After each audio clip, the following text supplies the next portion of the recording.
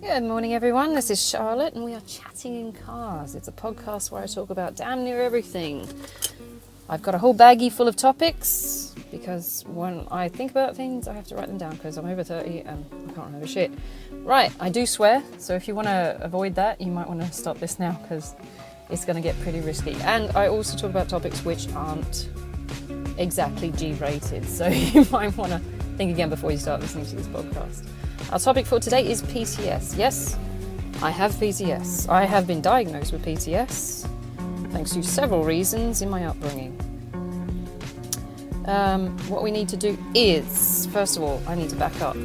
Now, if you hear me humming at any point today, it's because I have Final Countdown stuck in my head because it is Friday. For some reason, that is now stuck in my head. So if you hear me humming the Final Countdown, it's now going to be stuck in your head.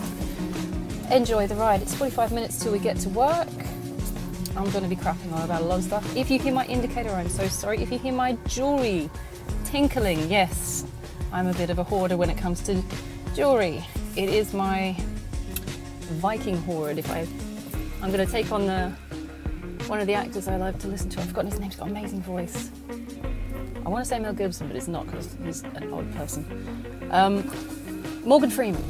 He once said his earrings are so expensive because if he dies in a foreign country, he wants to be buried properly, and they use the earrings as a means to pay for his burial. I thought that was genius. I'm like, right, I'm covering myself in everything. And yet I'm not materialistic, funny enough. Anyway, Vikings, that's my bloodline. We collect things. Other people sing sometimes. Right, PTS. I have PTS, yes.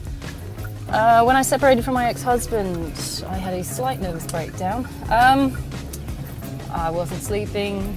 I was having panic attacks, like severe panic attacks. I ended up in ER twice because I thought I was dying and having a heart attack. And they did all the fun bits and then said, "There's nothing wrong with you." And I said, "You bastards, you're taking my blood. I need that, give it back." That was the first time I ever had a blood test, actually, at 33, and they did twice in one day, and I'm going, what the fuck? Ow! Give them back, you bastards. What are you, vampires? Come on. No, but yeah. So I had a panic attack, and that triggered off a whole bunch of being signed up to a psych by my lovely female doctor. She's gorgeous, though. I love her. She's seen me through a whole lot of shit. I got put on a mental health plan, thanks to the government, where you get 10 free psych, I want to say lessons, but it's not. It's psych appointments. But they do teach you stuff like how to cope with shit going wrong and stuff like that. So it was great. You get 10 free ones from the government. After that, it's $500 a go. So I kind of stopped after 10. $500 I ain't got, mate. That is the premise of the rich people. I would love to have mental health at that point, but you know, I was given the starter pack for free, so I'm going to use that. You know, you get the free demo at the start, and you go, "Oh, do you want to opt in?" No, I ain't got the money. Anyway, so yeah, I've learned some skills. Pretty much, it was no-brainer. Some of the things you need to do. It was nice to be able to talk to someone because at the moment where I was, I can't really talk to anyone because either they're involved in the PTS, they cause the PTS, or yeah, it's not someone that you're close enough to be able to relate to. So that's the tricky part. Oh Christ, sources of my PTS. All right, where do I start? All right, so besides a violent, abusive upbringing from two berserker parents, manipulative, perverted grandfathers, sexually exploitative cousins. I was assaulted in 2008 as well by a random at 3 o'clock in the morning. I had my house broken into, and that was fun, and I was there when that happened. That's PTS inducing. Poverty cycles, car accidents, all of this on top of generally being diagnosed as autistic as well. So any change is like, what the fuck?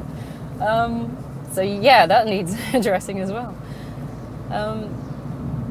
And the straw that broke the camel's back basically was my ex-husband leaving me with no real explanation except that he wanted an open marriage and I wasn't happy with it. So I said no, and I had to leave. He gave me an ultimatum. We would have an open marriage or he would leave me, and that just triggered some fucked up shit because I had built my entire life around him. And I know that's a landslide song lyric, but it's true. Some people just tend to stay with this person. They've completely built everything with them, and when they leave, or when you have to leave yourself, you just die. I mean, I didn't have the means to cope. I mean, to me, we was me. As soon as he left, I had nothing, because he was abusive as well himself. So he was a narcissist. So every time I tried to make myself into something, he would either criticize it or drag me down, and he customized me into something that he wanted. So even when he left, the identity he had created for me was useless, because it didn't mean anything. And I found that even I wasn't happy with what he created me to be. I was miserable. I wasn't allowed to wear makeup, I wasn't allowed to wear dresses, I wasn't allowed to act like a girl, I wasn't allowed to go out because it wasn't safe. And it was safe, it was fucking fine. I found this out later. I went touring around the UK for a month on my own. It was brilliant, I loved it. I'm going, wait a minute, I'm touring, nothing's happening. Nothing is happening. I had an ice cream. The worst thing that happened was it melted a bit on my dress. Oh no, and my makeup got a bit smidged. Fine, absolutely fine. This guy was a real bastard. He did other things as well, and honestly, I don't think he was monogamous. All these horrible things, which is a different podcast in itself. I will do one on that, because I know for a fact other people are going through that shit, and they're like, I can't live because I am him and he is me, and this is what we are. And it's like, oh my God, no, you've got to save yourself. Get yourself an identity.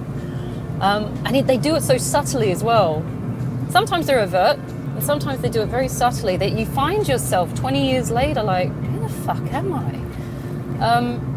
So that caused a crisis in which I left that relationship with no identity, no sense of who I was or what I wanted to do. All my plans that I had started making when we got married was just accounted for shit, because they didn't exist anymore. So I was stuck, and on top of that, I was homeless, and I was 10 grand in debt. And I'm like, what the fuck is happening? And I was at uni at the time. I was sitting my doctorate for education. And that fell through. I was just too stressed to cope with that during the divorce and separation. I had online businesses that I wasn't keeping up with because I was just so effed in the head, right? And they fell through. Everything went under there. So when I walked out with nothing, and I walked out with debt. I had no home to go back to because he took the apartment. And I didn't want to stick around to see who he would bring home. It was crisis. It was complete crisis, possibly the biggest crisis I had ever, faced up to that point. And that includes an abusive childhood with 2 berserkers and poverty and all that. And it was a crisis semi of my own making, because I knew I had chosen this. I had decided this would be my future with this person. I didn't know he would turn into a complete, I'm thinking C word. I don't know if I should say it, but But that in itself caused PTSD. So I had this up until 33 years of just trauma and dealing and survival methods and trying to get stuff done in horrible circumstances. And I felt, honestly, by the time I walked out of that, I felt like a wounded warrior. I was like, I had my skin flayed. I was inflicting self-harm on myself. I wasn't cutting, I was picking. I had trichotillomania. I wasn't cutting with razors or anything like that, but I was digging and gouging into my own skin just to de-stress, it's like grooming, like monkeys groom, but you're doing it to yourself, and you're thinking the whole time. And the things I was thinking, I was fixating on shit I couldn't change anyway, or shit I had lost. And I'm sitting there and I'm punishing myself trying to figure out why I had lost this. And, maybe subconsciously I blame myself for losing it. I'm going, there was nothing I could have done to control that situation, because he was going to leave regardless. He made his mind up. He made his mind up when we were married that he was going to leave, which is why he was, I have a strong feeling he wasn't faithful to me, to be honest. He was a cheating bastard. And I used to find evidence all over the house, marks on his body, clothes in the back of his car. And I'd be like, what is going on? I was like, why did I choose this person? So that was going through my head. It's like I self-blamed as well. It's like, I should be allowed to find someone who is faithful to me. That should be standard. I mean, that is basic stuff in any kind of relationship, if you're in a monogamous relationship. That's basic. I mean, and that's the majority of relationships these days, as far as I can tell. I mean, in my westernized culture.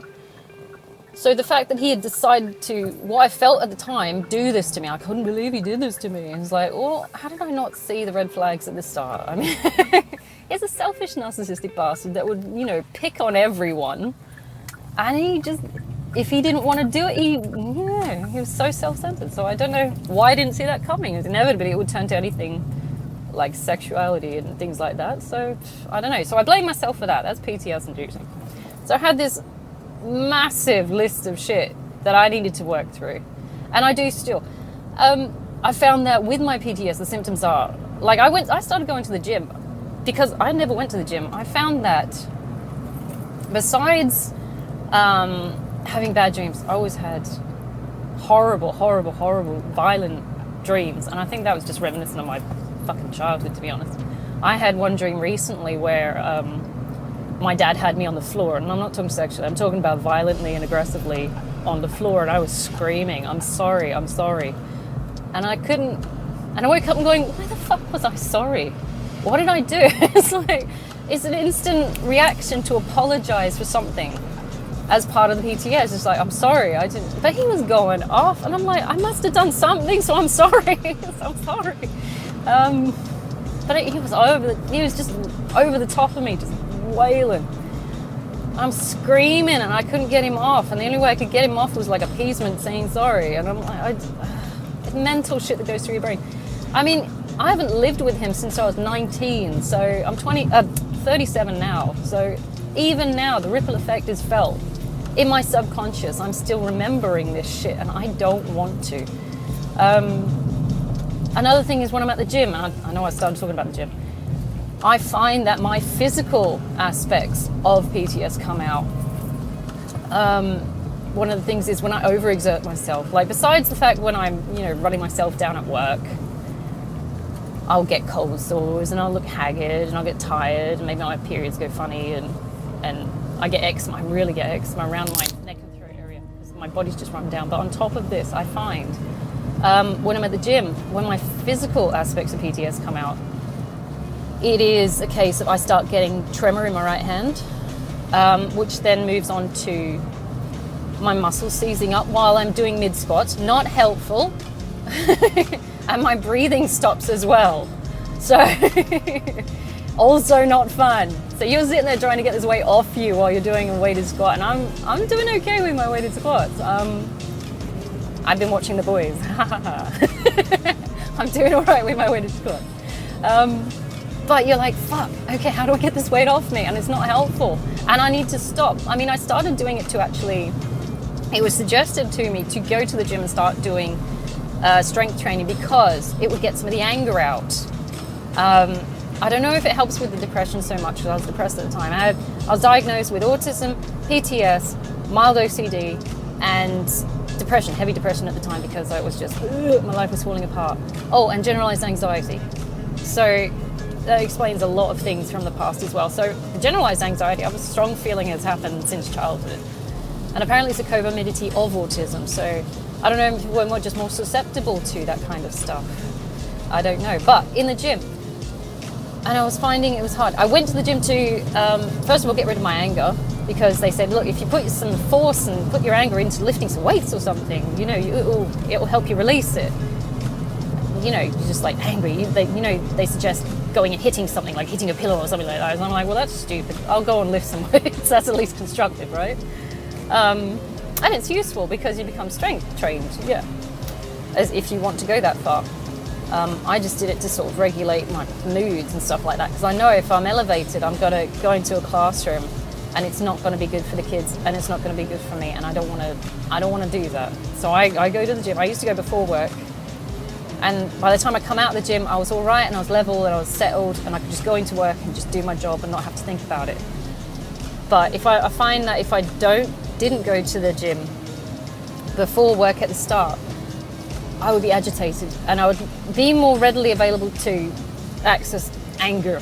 You're like, you little shits, that kind of thing. And it would just escalate during the day and I'd walk out of work like, I'm going to care about more. So I tried to do, right at the start, I mean, I'm better now because I've switched my training to nighttime. So now it's more a case of just burning off energy before bed, just excess. And I don't need to do it before I go to work anymore because I wake up, I have a coffee, and I just get on with a few jobs beforehand and go to work. I've already reset my brain in that way. It's lucky I've managed to get it done. And that was, what, 33 to 37, 4 years ago. So in 4 years I've managed to get that far. I don't know if that's good, I don't know if that's bad, but it works for me because it means I don't have to get up at 5 anymore to go to the gym. And there's no rush. Right, so it is helpful. That was one of them. I started doing yoga and Pilates as well, just to try and encourage the calmness and work on my flexibility as well. Core strength, because you're concentrating on the core strength and the flexibility. You're detracting from, you know, horrible thoughts and memories and stuff like that. So that's helpful. Sorry, it's starting to rain now. I'm hoping you're not going to go deaf from rain. It was brilliant for me. I loved it as well. I would say that physical stuff does help you work through PTS. You need to go out and get active. And then we all sit there and go, no, I just want to sit in my little self-inflicted dungeon of doom and just hate the world. But at the same time, it's not good for you. You're going to ruin your life because you don't go out and fix things. You don't go out and fix yourself. If you fixate on horrible circumstances, it's just going to grow exponentially. You're just going to feel worse about yourself. Your life's going to go even further down the toilet. You make a choice. It's like, which path do you want? Do you want to go left and fix what you got and build on it and make it better? And say, okay, that was a chunk of my life? Or do you want to go right and fixate it and drag you down and ruin the rest of what you got? I mean, and it gets worse than that. You might be suicidal. I don't know. I never got to the point where I was suicidal. I found that fascinating, though. I did, because when you go into triage at the start, the very first thing they ask you on the day triage, are you suicidal? And I said, well, no. I was at 17, but not anymore. I mean, I was at 17. I was not great. I did the whole wrist cutty thing. I nearly died from alcohol poisoning twice. I was not good. My parents found me in a puddle of my own puke in the bedroom where I'd taken out like a bottle of vodka, and it wasn't great on an empty stomach, and I was only anorexic, so I was only, you know, weighed next to nothing, so I was aiming to kill myself essentially. So I just was not in the best. And my mum found me, funny enough. Ooh, there's a dark thought. I don't know if that gave her any insight into what she was doing as a parent, but yeah, open my brain.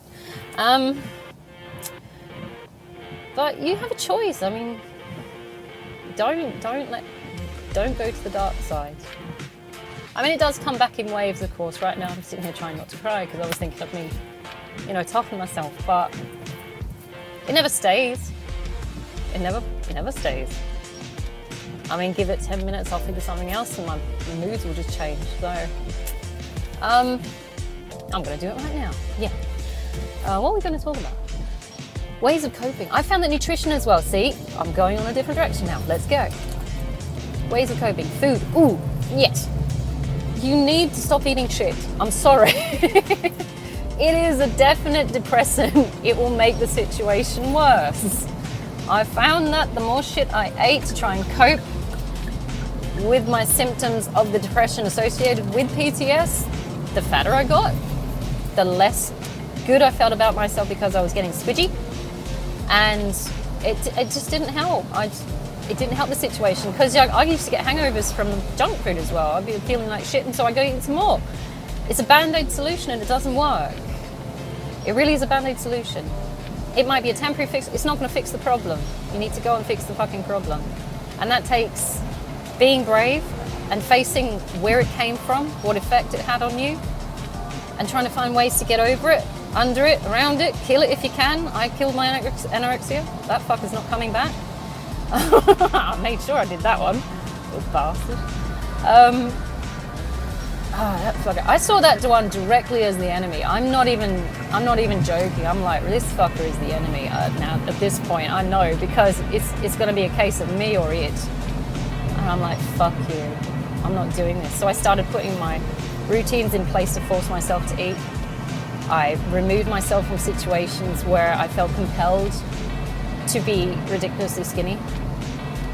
I stopped. I looked at my triggers. I'm like, no. Because this fucker was going to take me. For sure. I was skeletal. There was no way around that. And I'm going to do a podcast on that. Like, it took me years to get over that shit. I wasn't until my 30s that I started really going, fuck you, I'm not doing this. And I got angry with it. And you are absolutely right to get angry with some things. And that's one of them. Get angry. People say, don't hold on to your anger. It's like, no, hold on to your anger because it's going to fuel your endeavors. It's like, why? I don't know why people see anger in such a negative light most of the time. And sometimes, yes, if it's using it for deconstructive purposes, if you're breaking shit out of anger, yeah, it's going to be bad. If you're using it to build something, if you've seen something you don't like and it made you angry so you changed it, genius. Fucking genius. Go with that. If you changed it for the worst, yeah, that's not what I meant. But you changed it for the better because you knew it could be better. Genius. That's Nietzsche. Construct your own world. Don't just settle for the shit you're given because you can get better, right? You're allowed to have better. Even if you come from shit circumstances that you couldn't control. Sorry, I'm just scooching through very narrow paths with lorries. Anger's not bad. It's not bad. It's not great at times. I mean, if you're breaking yourself and other people and situations, but it's not always bad. It can be good. If you're incredibly angry, you're going to have to find a way to control it. I mean, just like X-Men, right? They all had magic powers. But they found a way to control it and channel it. The Hulk. Jesus, look at him. He's got like the worst of the worst. Easy, he just handled it. Wolverine, berserker attack, go for it. He handled it. I mean, he's got all kinds of fucking PTSD and shit. It's not bad. Nutrition, yeah. You could go on meds if you want. I don't go for the official psych-induced medications. I take a relax and sleep for my anxiety. I take one before work. It's a purple, it's Swiss. I'm not touting their business at all, although it is effective, I will say. I take one before work and I take one at bedtime because it helps me sleep. You're supposed to take 2 in a row at night. I'm like, I would die if I just pass out. I'm such a Cadbury, a glass and a half, I'm under the table, but you know, it's, yeah, you don't need, yeah. Some people might want stronger medications. I know when they discharged me, they gave me diazepam. It's a sleeping thing.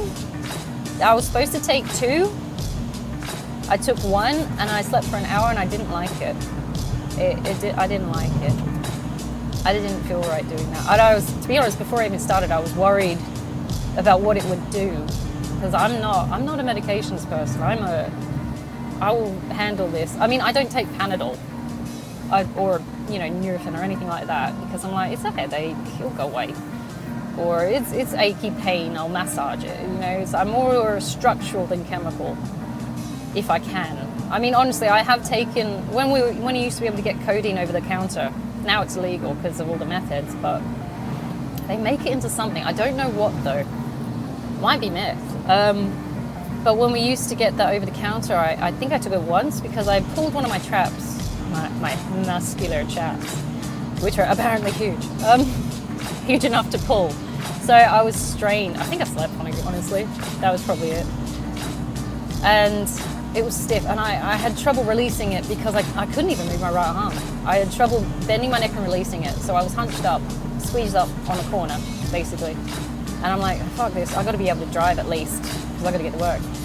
So for that, I took a codeine. It was lovely. But that's as far as I got, because I don't feel like things are ever that extreme that I need a Panadol or things like that. And I've gone through like how many years of like period pain and shit like that. I'm going, maybe I've just got really nice periods, which aren't that bad. Honestly, I have like 1 day of excruciating pain, and then that's it. The rest is just like, handle the rest yourself. Oh my God, there's a podcast if anyone wants to listen to it. I might do that one because I know there would be girls listening. And it's relatable, and sometimes it's fucking funny, and sometimes the guys don't understand what we're going through. So I'm going to talk about that, I think, yeah. But you don't have to listen to that, of course. It is ladies' business. I admit that some guys cannot handle that. My ex-husband could not handle periods at all. At all, at all. Yeah, there's a podcast. I will have that one. But, you know, I never really did the pain thing. Maybe I got a high pressure. I don't know. But it just seemed extreme to take something. My younger sister, lives on them. She gets maybe back pain, or she'll get shoulder pain or something like that. I mean, she's not physically fit for anything, really. Both my sisters got scoliosis.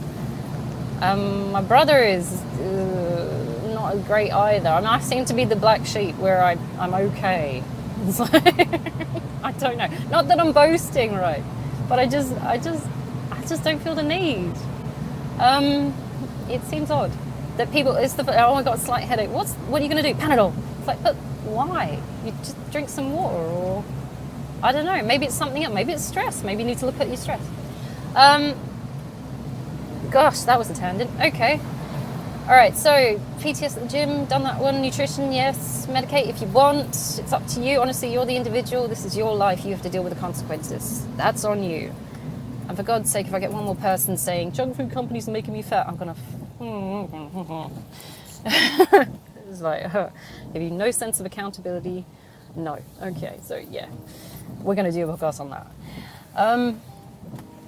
But it's not hard to deal. It's better to get away from the situation, of course. If you can, you must, honestly, especially if it's violent, like my parents were. If it's abusive and controlling, like my ex-husband or my ex-boyfriend. I didn't let him get far enough to be impactful, I don't think, my ex-boyfriend. I only dated him on and off for 2.5 years.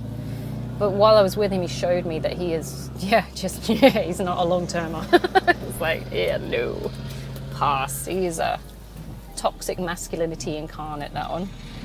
I will do one on that if I can remember the bits and pieces, but I'll just talk about him, so it pretty much covers everything. PTS, yeah. It does get easier. It does. I absolutely assure you it does. Put your systems in play. You can handle it, honestly, definitely. It affects everything, yes. Not always a bad thing. I do have hyper-awareness. I know exactly where people are in the gym around me, especially if they're looking at me. I can feel it. I hate it, but I can feel it. But it's helpful. Because at the same time, a bit like spidey senses, if someone needs help, you're like, fuck it, he's going to drop that, go and grab it. Sometimes they appreciate it, sometimes they don't. But, you know, I got the hyper-awareness. What else have I got? Pain sensors. Sound. I hate loud sound.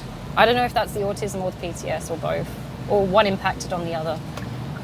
But loud sounds, fuck me, lightning storms. Oh my God, it goes right through me. It's horrible. I can feel that. Thunderstorms. I hate it. Even now. It fucks up with my nerves. I can feel it in my nervous system. I mean, I'm looking at the rain now going, please don't bring that shit tonight. I'm not going to sleep. I hate it. If you ever have like a PTS meltdown, they're interesting. There's involuntary convulsions. Convulsions. Involuntary. This I've done maybe 2 or 3 times where they've just gone too far, where I've like overdone it at the gym. I've been already tired, already stressed, and it's just gone completely AWOL, and I didn't handle it right. I should have isolated in a non-noisy environment and just I should have, but I didn't. I have 2 in the last 4 years. This is since I've been diagnosed, so didn't realize what they were. They were like seizures, but not because you're conscious while you're doing it and you just cannot physically stop yourself doing it. It's horrible. I was screaming and crying the whole time. I was like, what the fuck is happening? And you're laying on the floor like a fucking, like you're having a seizure. It's taking it too far, and you're trying to, And the more you try and tense up to stop the I want to say convulsions, the more you try and stop, the more they happen. And you're like, what the fuck? And you're like, your speech goes, and you're like, you can't stop yourself. And you're crying, and you're screaming, and you're, oh, Jesus.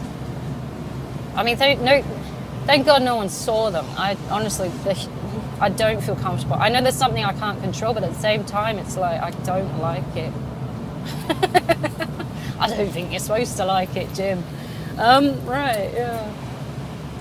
But it's convulsed. I've only had maybe three, which is interesting. It must have been the straw that broke the camel's back. I don't remember having them before I separated from my husband. I was pretty chill. I internalized everything. So everything that I was feeling, besides like the things I couldn't handle, like cold sores, and everything got internalized and ignored. So when I started addressing the problems, all the fucking symptoms came out as well. It's like, oh, by the way, you've been ignoring this fucker for over 33 years. Look at this. And you're like, what the fuck? I've got somewhere to be. Why is this happening? Panic attacks I never saw coming. That's a traumatic experience in itself, because you're like, I might be having a heart attack. In the next 4 hours, I will be open on a table and they'll be pulling at my heart. It's like, I did not see that. I was completely, assuming that would happen. I'm going, I'm definitely having a heart attack. Turns out, no, you're not. I was so messed in the head, and it makes the situation worse because you can't cope with the fact that you might be open on a table in the next couple of hours having a heart attack. You're like, I can't do this, I'm only 33. And so I'm still healthy, oh my God. But yeah, some messed up shit goes through your head. Heavy depression as well.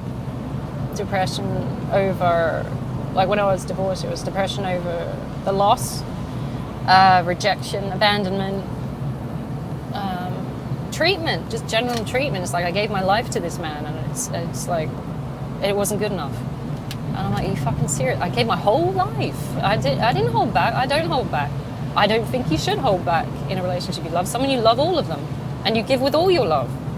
So that's the kind of person I am. I don't think I can stop doing that. I mean, I've been told off for it, but when I'm with someone, I'm everything with them. I don't hold back. Even Dylan Moran says you still got to hold back 40%, keep it 60-40 as a joke. And I'm like, I don't think I can do it.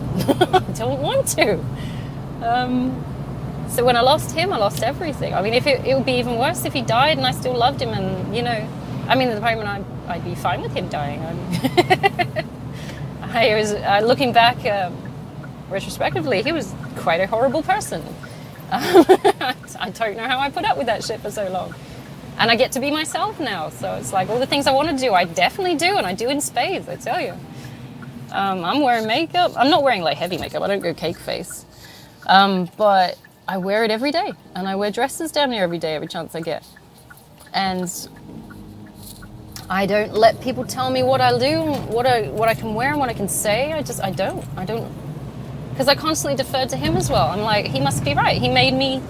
He sculpted me into this thing which had to keep deferring to him, get his advice, his approval. Is he okay if I do this? Even with my ex-boyfriend, I asked him, is it okay if I go to the shops? And I'm going, wait a minute, why am I asking this? Why do I give a fuck if you're okay with me going to the shops? I'm going to the shops, deal with it. It's like, you have to completely change your mindset to gain your independence.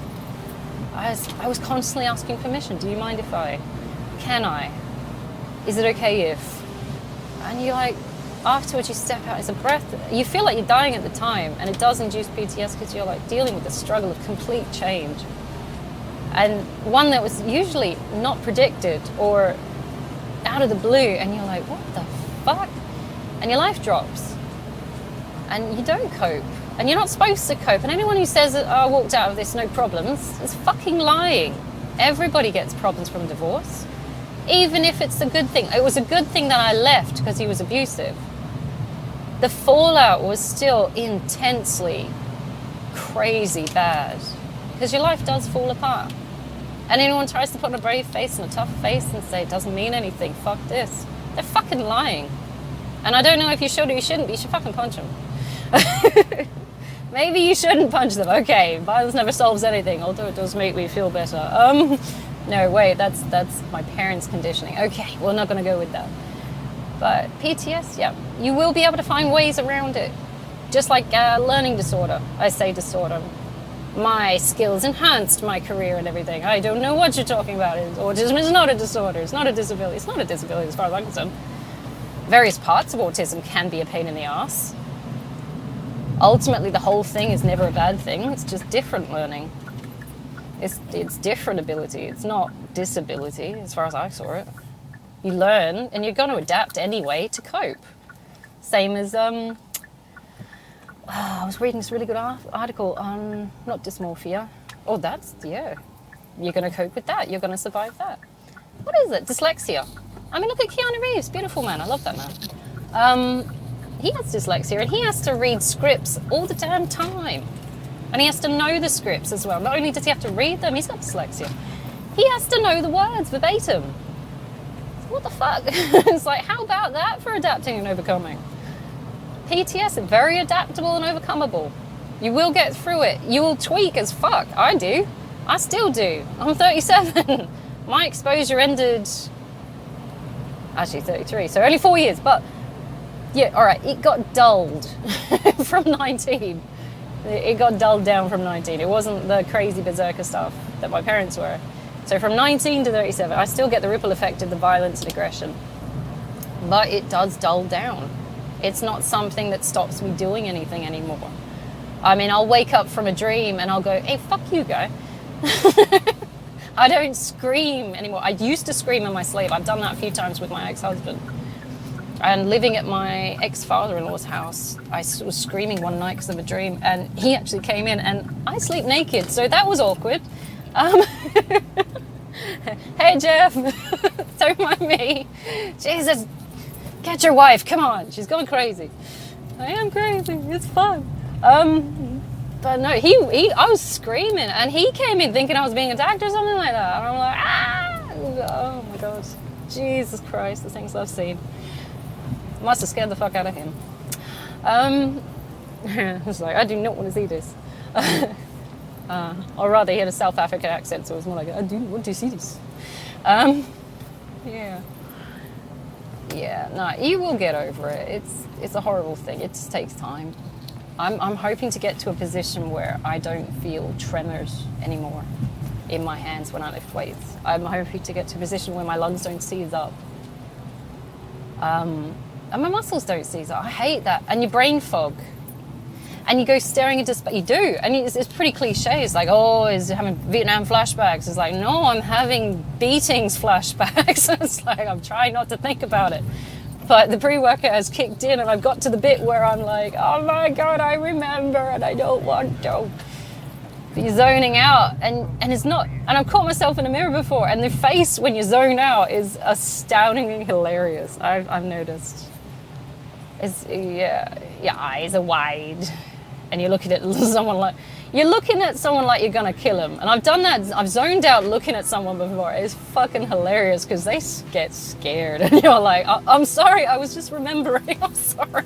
You okay? No, maybe. I don't know. I don't know. I'm trying." Why don't boys hit on me at the gym? I don't know. Why do people find you intimidating? I don't know. I'm not. I'm really lovely. I just have memories. Yeah. So it's all a fun game. Come on, all the words are stage. We're all looking at people playing weird plays in weird ways. All right. So the thing to take away from this, I've just pulled up to work, so I'm gonna have to go. It's Friday. Yes, Freya's Day. Oh my God, yes. The day of war, yes, but love and abundance and magic. It's Friday. And some of us are going to go out and get drunk. Please be careful. And some of us, like me, are going to sit at home in a fluffy house coat on a white beanbag, velour, and eat peanut butter and watch YouTube clips about tarot cards, because I'm weird and I like it, man. I want you to stay safe if you go out tonight. Please, please, please, please. There are so many crazy people out there. Some not as fun as me. I want you to stay safe. Please don't binge drink. You know it's bad. It's a band-aid solution. It's not going to fix your problems. It might make you feel good for a couple of minutes until the vomit kicks in, and we all get that wave feeling where we just want to throw up. And the room spins. So please, please, please stay away from the drugs. I want you, it's Friday, we're going to take it easy today because it is an easy day. We're on the other half of the hill now, we're just rolling down. Into the weekend, go on out, do something really, really nice. Try and make the day easier. I'm going to do my best to raid the staff room of any kind of food that is chocolates left out for communal use, or maybe they're going to have a, I don't know, sometimes they have like a staff tea in the morning, like morning tea, and I'm like, yoink, I'm taking all the cakes. And you can't stop me. Ooh, look, a puppy. I really want you to go and find something for today. Find something nice. To take away from this, PTSD is not always a bad thing. It's a horrible, horrible experience, yes, but it's a learning curve as well. You will find your survival skills are impeccable. You will get over this. It's not hard as you make it out to be. You can do this. All you've got to do is isolate the tweaks. Get your routines in place. And work through them, okay? Work through them, because you will see a result. Take it easy. Hopefully you're going to have a great day. We're sliding into the weekend. Take it easy, okay? I will be doing more podcasts on Monday, all right? Have a good one. See ya. Is the interval between one tone and another. Steps, as it were, on the scale. It's the interval. So in the same way, in the intervals between this year's leaves, last year's leaves, this